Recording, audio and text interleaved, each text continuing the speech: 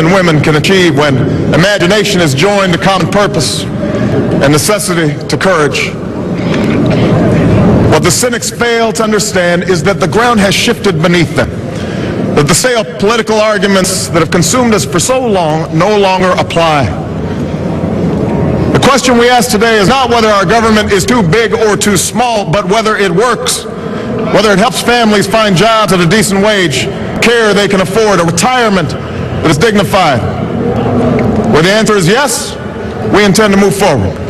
Where the answer is no, programs will end.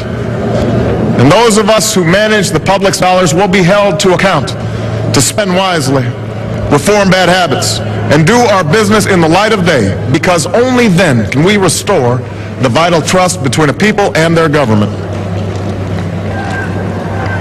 Nor is the question before us whether the market is a force for good or ill. Its power to generate wealth and expand freedom is unmatched. But this crisis has reminded us that without a watchful eye, the market can spin out of control. The nation cannot prosper long when it favors only the prosperous. The success of our economy has always depended not just on the size of our gross domestic product, but on the reach of our prosperity, on the ability to extend opportunity to every willing heart, not out of charity, but because it is the surest route to our common good.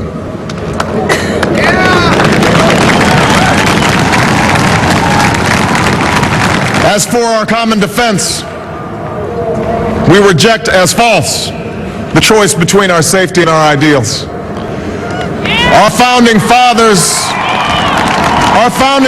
faced with perils that we can scarcely imagine, drafted a charter to assure the rule of law and the rights of man, a charter expanded by the blood of generations.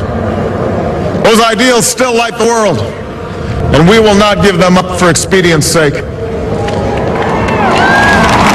And so, to all the other peoples and governments who are watching today, from the grandest capitals to the small village where my father was born, know that America is a friend of each nation and every man, woman, and child who seeks a future of peace and dignity, and we are ready to lead once more.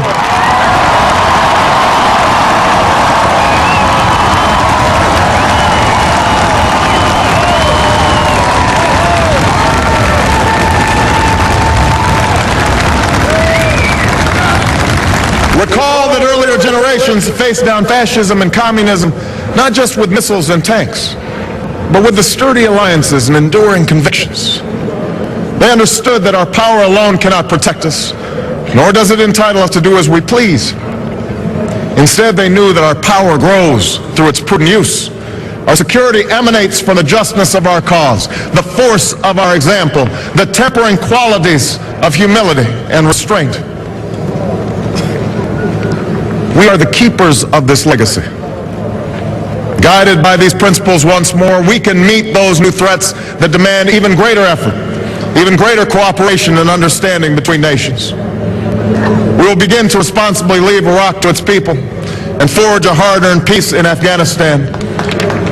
With old friends and former foes, we will work tirelessly to lessen the nuclear threat and roll back the specter of a warming planet. We will not apologize for our way of life, nor will we waver in its defense. And for those who seek to advance their aims by inducing terror and slaughtering innocents, we say to you now that our spirit is stronger and cannot be broken. You cannot outlast us, and we will defeat you.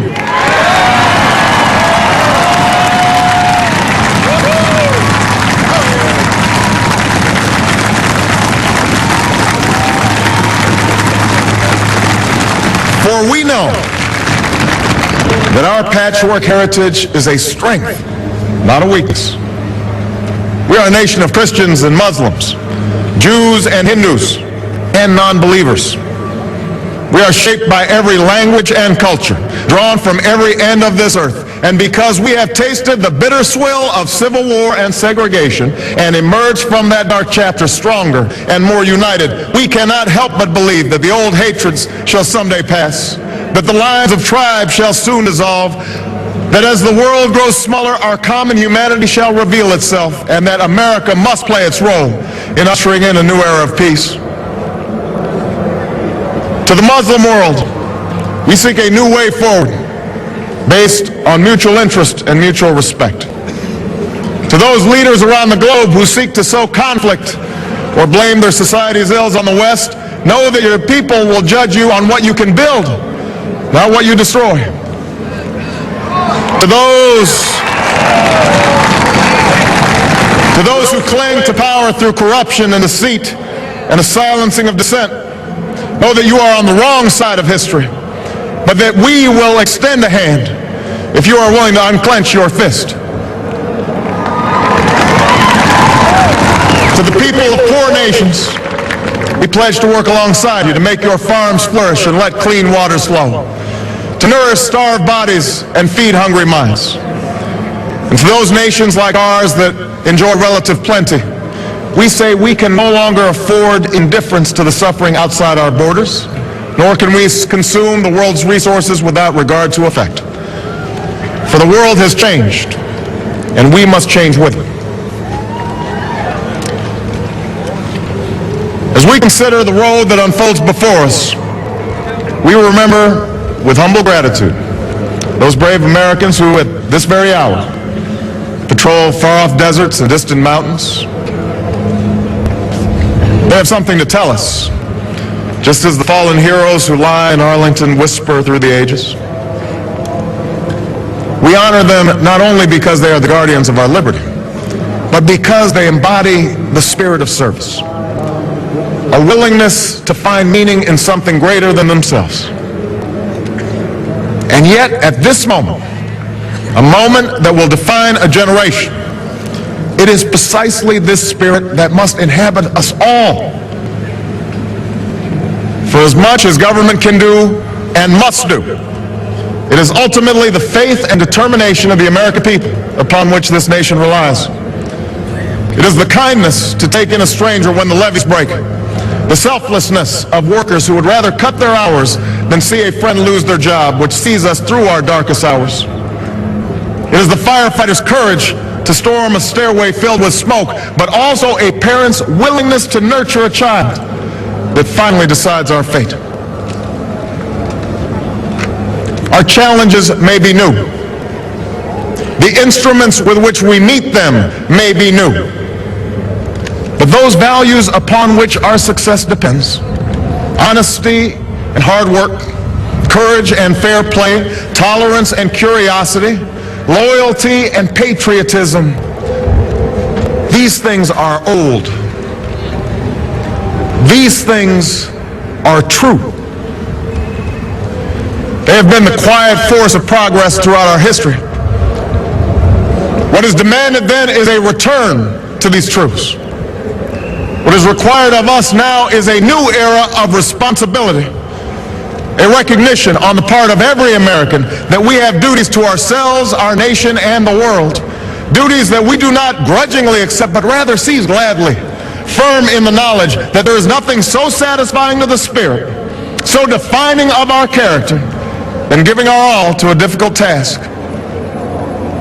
This is the price and the promise of citizenship. This is the source of our confidence, the knowledge that God calls on us to shape an uncertain destiny.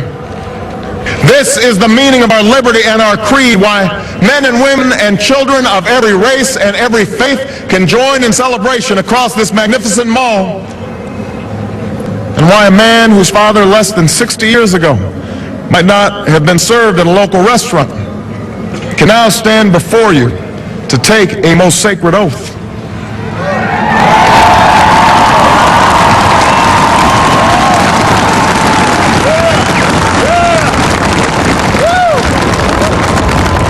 So let us mark this day with remembrance of who we are and how far we have traveled.